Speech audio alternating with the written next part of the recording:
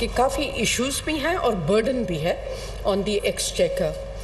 तो we have got to set up, first of all prepare a state owned enterprise policy, और फिर हम एक सेंट्रल मॉनिटरिंग यूनिट स्टैब्लिश कर रहे हैं और उसके दो प्रिंसिपल पिलर्स होंगे।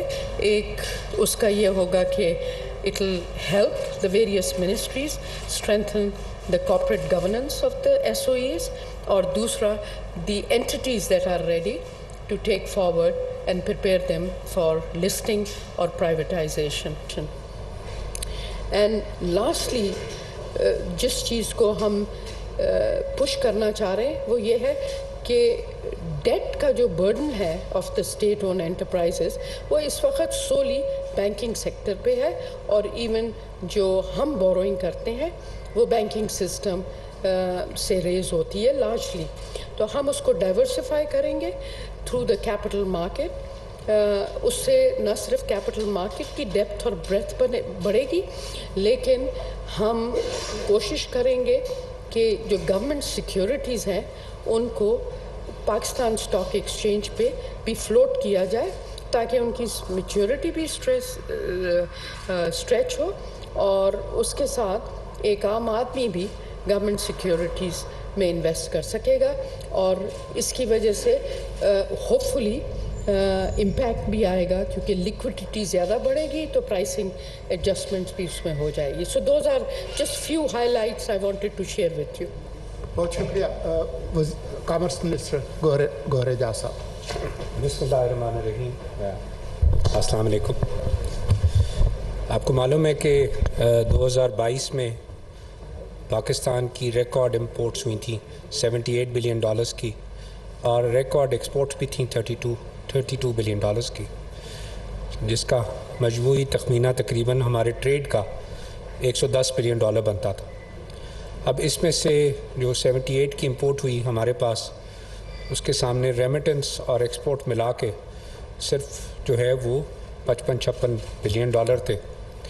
तो पिछले साल हुकूमत ने पॉलिसी जो अडॉप्ट की, उन्होंने इकॉनमी को कंट्रोल किया, इंपोर्ट्स को कंट्रोल किया, और $78 बिलियन की इंपोर्ट को घटा के $55 बिलियन किया, और $23 बिलियन से मार्केट इंपोर्ट की श्रिंक हुई, जिसकी वजह से रॉ मटेरियल्स की शॉर्टेज हुई, और एक्सपोर्ट भी तकरीबन जो है वो घट के जो है $3.5 बिलियन टेक्सटाइल की घटी, और बाकी $2 बिलियन और चीज़ों की घटी, $5 बिलियन की टेक्सटाइल भी घटी। तो मजमूई तौर पे $30 बिलियन मार्केट सुकड़ी।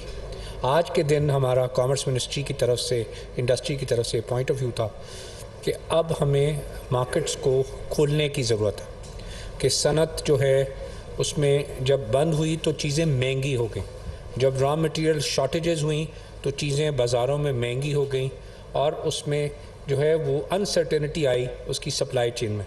तो आज के दिन का हमारा फोकस ये था कि सनतों को जो है किस तरीके से वायबल बनाया जाए, ताकि मुल्क में ये महंगाई का जो बहरान है उसकी वजह बहुत बड़ी जो थी वो सप्लाई चेन के अंदर शॉर्टेजेस थी, और उसके साथ साथ जो उसमें इंपोर्ट्स बढ़ेंगी नेचुरली उसकी वजह से, तो उसको एक्सपोर्ट की इंडस्ट्री को जो है वो हैंड होल्डिंग करके, जो पिछले साल से $5 बिलियन एक्सपोर्ट कम हुई है, उस एक्सपोर्ट को हमने टारगेट किया है कि इस साल जो $5 बिलियन घटी है, ना सिर्फ वो $5 बिलियन बढ़ानी है, बल्कि उससे ज़्यादा टारगेट करना है कि कैसे बढ़ा के आवाम को जॉब्स क्रिएट हों, चाहे वो हमारी सनत में जो कि इम्पोर्टेड जो है वो रॉ मटेरियल्स पे चल रही थी, डोमेस्टिक मैन्युफैक्चरिंग की, चाहे वो एक्सपोर्ट में कर रही थी। क्योंकि असल बात ये कि जॉब्स होंगे और लोगों के पास रोज़गार होगा तो वो ये बिजली का बिल, गैस का बिल, ये महंगाई दे सकता है। अगर उसके पास रोज़गार ही नहीं होगा तो कैसे देगा?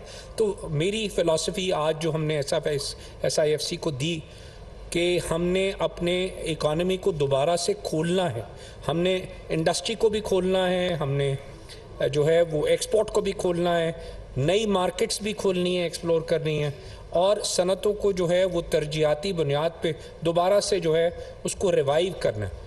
उसमें 3 मेजर फैक्टर्स थे। एक थे रॉ मटेरियल सप्लाई चेन में, दूसरी थी एनर्जी प्राइसिंग, तीसरी थी गैस की अवेलेबिलिटी। तीनों चीज़ों पे डिटेल डिस्कशन हुई, और हम ये समझते हैं कि इंडस्ट्री को को जो है हमें प्रायोरिटाइज करना पड़ेगा ताकि मुल्क का पहिया चले।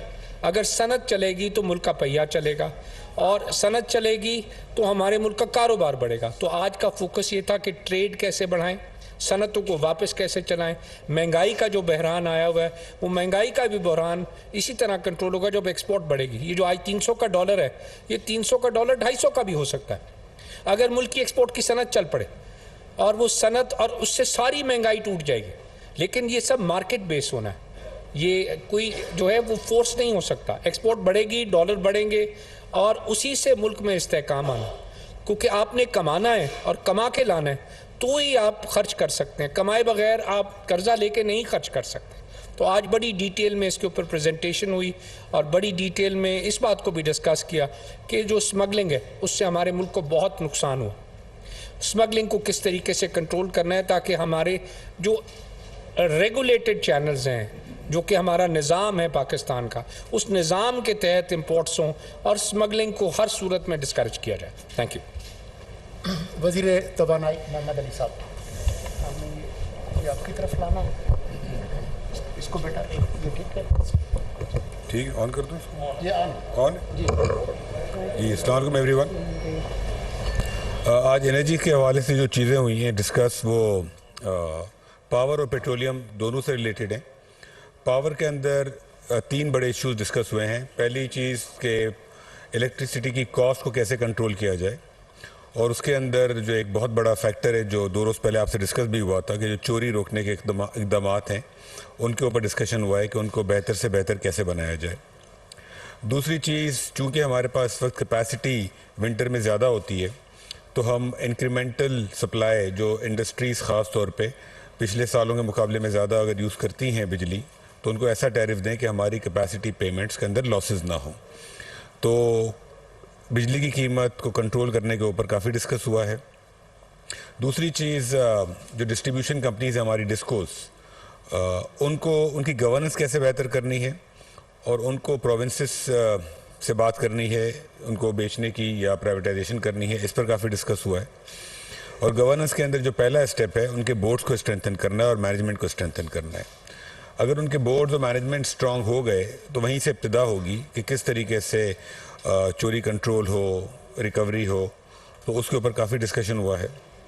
और तीसरी चीज़ जो इलेक्ट्रिसिटी से रिलेटेड थी, वो किस तरीके से मैकेनिज़्म क्रिएट किया जाए कि व्हीलिंग चार्जेस पे करके जो पावर प्लांट्स हैं वो डायरेक्टली बिजली दे सकें इंडस्ट्री को।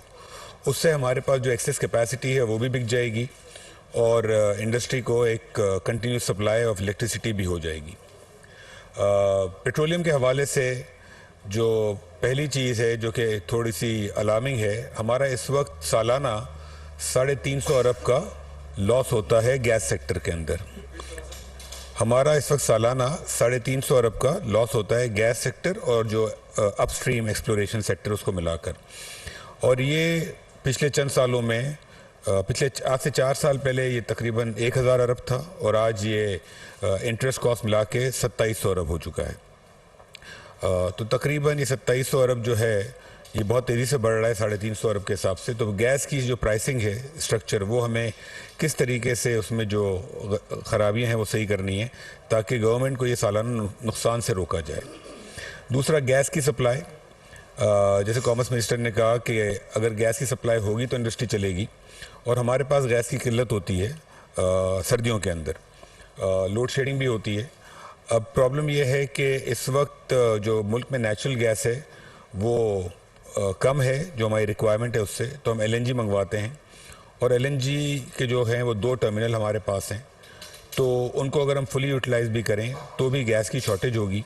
तो किस तरीके से हम इस चीज़ को मैनेज करें कि इंडस्ट्रीज़ ज़्यादा से ज़्यादा चलें। आने वाले वक्तों में हमें LNG के और टर्मिनल भी बनाने पड़ेंगे और LNG के और कंटेनर भी मंगवाने पड़ेंगे ताकि इंडस्ट्री स्मूथली चलती रहे। आखिरी चीज़, ये जो गैस की शॉर्टेज हुई है या हमारा ऑयल का इंपोर्ट बिल बढ़ा है पिछले चंद सालों में, उसकी बहुत बड़ी वजह यह है कि 2013 के बाद पाकिस्तान में गैस की और ऑयल की जो एक्सप्लोरेशन है वो कम हुई है। पिछले 10 सालों में जो हमारी गैस और ऑयल की एक्सप्लोरेशन जो कम हुई है उसकी वजह से तकरीबन $3.5 अरब डॉलर का सालाना शॉर्टेज हो गई है गैस और ऑयल की।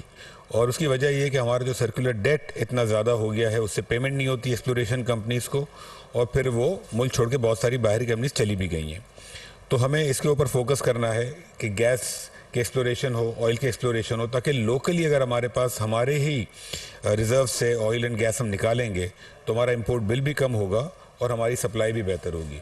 तो इन सब चीज़ों पर बात हुई है और इनके ऊपर काम मिनिस्ट्री ऑफ एनर्जी में पावर और पेट्रोलियम दोनों डिवीजन में ऑलरेडी हो रहा है और ये कंटिन्यू होता रहेगा और हम आपको इसके ऊपर अपडेट भी रखेंगे। थैंक यू जी। बहुत शुक्रिया।